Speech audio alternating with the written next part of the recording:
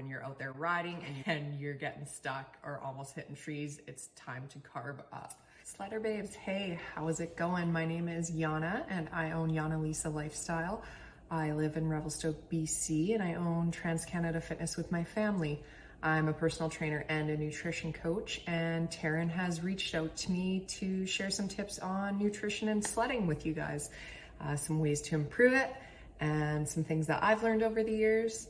So both my husband and I are sledders. I haven't been sledding too much the past couple of years because I've got a toddler and I'm pregnant again, but I'm still hoping to get out a few times this year. So I'm gonna try and keep it basic and just touch on a few things, give you guys some tips, and then touch on hydration at the end as well.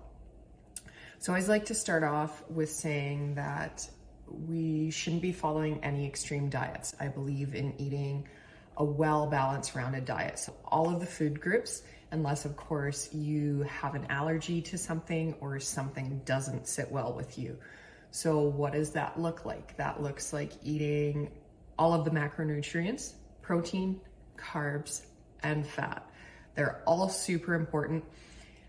They help us digest our food, absorb nutrients. They help with our hormone production, our recovery, our immune system, our cell structure and function, our body composition, and our metabolic health, just to name a few.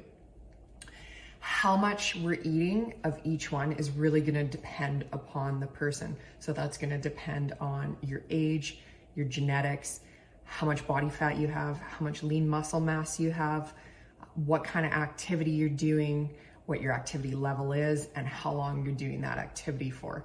So when it comes to sledding, it's usually, 6 to an 8 hour day out there, give or take, and you're gonna need a lot of fuel, especially if you're getting stuck and you're having a good time. It's a deep day. So let's start off with protein. So protein's main purpose is to repair our muscle tissue. Protein is made up of amino acids. So some our body can produce and some they can't. We have to get from food. So some of my favorite sources of protein would be eggs, Greek yogurt, cottage cheese, bison, chicken, beef, shrimp, halibut, salmon. And then if you are a vegetarian, then obviously you're gonna be looking at getting your protein sources from legumes, tofu, tempeh, and then possibly vegan protein powder. So depending on, like I said, how big or small of a person you are and what activity levels you are doing, good rule of thumb for protein is gonna be 1 gram to 1.5 grams of protein per pound of body weight. So the next one, carbohydrates, the one that people like to be afraid of these days, but they are my favorite. It's your body's main source of energy. So your body's best way to utilize energy. So ultimately, our body breaks down sugars and starches into glucose, and our body utilizes that glucose as energy, especially our brains. So when you're out there riding and you feel yourself starting to lack and you're getting stuck or almost hitting trees, it's time to carb up. So there's simple and complex carbohydrates, simple being the sugars and white flours, and then complex being more whole grains and root vegetables. So they both have their place. One, obviously, the simple carbohydrates are going to be spiking your blood sugar more, quicker, easily digested. And then the whole grains, complex carbs are gonna take longer to utilize as energy. So some of my favorites, oatmeal, rice, quinoa, barley, root vegetables, whole grains, lots of different types of pasta out there nowadays as well. And then some simple ones for sledding that I love are energy gels, different types of candy, homemade energy bars and balls, and chocolate covered coffee beans. So I'll show you guys a few of my favorites here that I always just carry in my bag. Super important to just leave these ones in your bag. If you eat them, replace them. Because if something happens and you end up spending the night in the backcountry, you are gonna need a lot of fuel to hold you over. So some of my favorites, the Hempia protein bars, Sunripe fruit bars, Lara bars, and the Hornby Island energy bars. And then as well as dried apples, dried mango, and then organic gummy bears. And then your Stinger energy gels. And then, like I said, chocolate covered coffee beans, easy to pop in your mouth for a quick little boost. And then when it comes to carbohydrates, once again, depending on the size of the person, activity level, all of those things that I listed, you're gonna be looking at a minimum of 130 grams of carbs in a day. So the third one would be fats. So fats are super important. Your body utilizes that as energy as well, protects your vital organs, helps absorb and metabolize certain nutrients and vitamins. And we wanna avoid any processed fats or refined fats.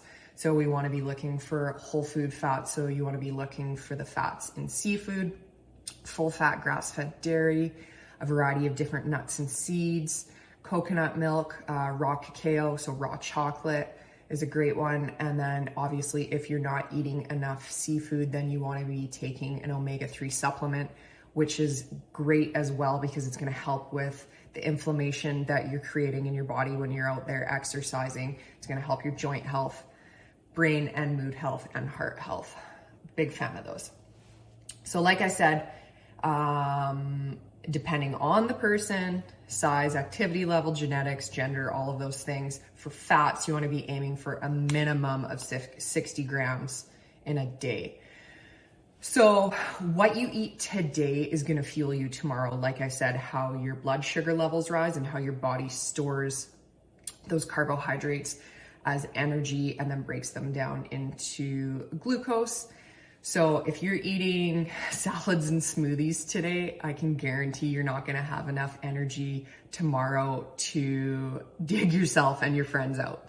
So you should really be looking at carb loading the day before, making sure you're getting enough protein and fat as well. So some of my favorite meals to eat the night before, as well as bring out on the hill, especially if you have a muff pot, bison stroganoff, fish tacos, a baked pasta of some sort, shepherd's pie, all kinds of things like that.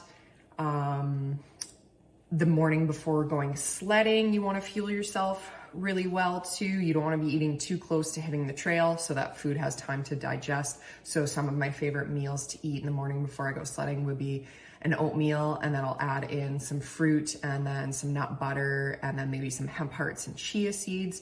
Or I like to make a breakfast sandwich or a breakfast wrap with potatoes and sweet potatoes, peppers, eggs, cheese, and whole grain wrap. Those kinds of things. Maybe add a meat in, make sure you're fueling yourself really well. You're packing those snacks and then you're packing yourself a good lunch. So if you're not a person who likes to eat a big meal out there, that you're packing a lot of small snacks. So maybe it's some cheese and crackers and some pepperoni and lots of energy bars, like I said. The other thing that gets overlooked when it comes to sledding is hydration. This is probably just as important as those other ones that I've just listed off. So typically the night before, you may be super excited and had one too many beers with your buddies. So that's gonna lead to some dehydration right there. The morning of, maybe you have had a coffee and you're dehydrating yourself more. You maybe forgot your water. You should be packing water when you're going sledding. Super, super important. And you're getting stuck or you're just sweating a lot. So you're dehydrating yourself even more. So make sure you pack water with you and that you're drinking it. You know, you can go riding for a few hours and you haven't even stopped to take a sip of water yet. So make sure that you're stopping. You don't need to be chugging a liter or two right off the bat because then you're gonna have to go pee, but making sure that you're taking sips throughout the day when you're sledding. Some other things that I like to bring with me when I go sledding that help with hydration are these Nun hydration tabs. So these are your electrolytes. So in here is potassium, sodium, and magnesium, which are minerals that our body need for hydration. And if you're dehydrated, then you're lacking in these. So you can pop one of these tabs into your water while you're out there. It's gonna help fuel the cell with that water. So another thing that you can do as well is bring one of these lovely coconut waters, lots of different flavors.